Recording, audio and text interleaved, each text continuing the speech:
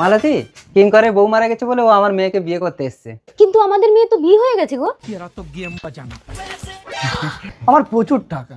কিন্তু জামাই তো মেয়েকে খুব ভালোবাসে গো। তা এও কি কম ভালোবাসবে নাকি? তুমি যাও জামাইয়ের কাছ থেকে মেয়েকে ছাড়িয়ে আনো, গিয়ে বলবে তোর বাবার শরীর খারাপ, তোকে এক্ষুনি আসতে হবে, জামাই যেন না জানে। ঠিক আছে নাও, আমি ডেকে আনছি। টগরি, মা, জামাই কোথায় রে? আমাকে রান্না করতে দেবে না বলে রান্না করছে এই নবীন। জামাইকে ডাকতে হবে না, তোর বাবার ভীষণ শরীর খারাপ, তুই যা, আমি জামাইকে নিয়ে আসছি। ঠিক আছে, তুমি তোমার জামাইকে নিয়ে আসো, আমি যাচ্ছি। বাবা, আরে মা, আপনি কখন এলেন?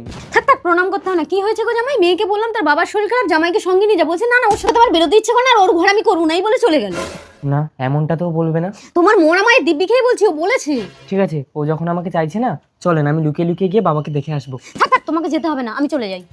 আরে বাবা, বাবা কি হয়েছে তোমার?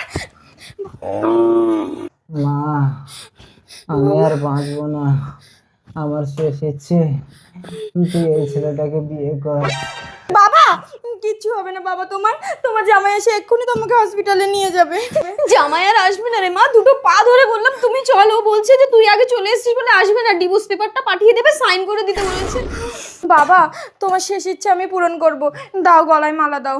বাহ বাহ বাহ, অসুস্থ বাবাকে দেখতে এসে তাহলে এইসব কীর্তি হচ্ছে? কেন? তুমি তো বলেছিলে ডিভোর্স পেপার পাঠিয়ে দিলে সই করে দেবে, আবার এখানে কেন এসছো? কে বলেছে এসব কথা? মা, মা, বাবা, বাবা তোমার কিছু হয়নি? বিশ্বাস কর টগরি, এই দেখো কতগুলো টাকা দিয়েছে, তুই ওকে বিয়ে কর না। তোমরা তার মানে প্ল্যান করে আমার স্বামীর কাছ থেকে ছাড়িয়ে আমাকে বিক্রি করে দিচ্ছ? এই চলো। আরে আরে, আমার টাকা দেন। যত সব।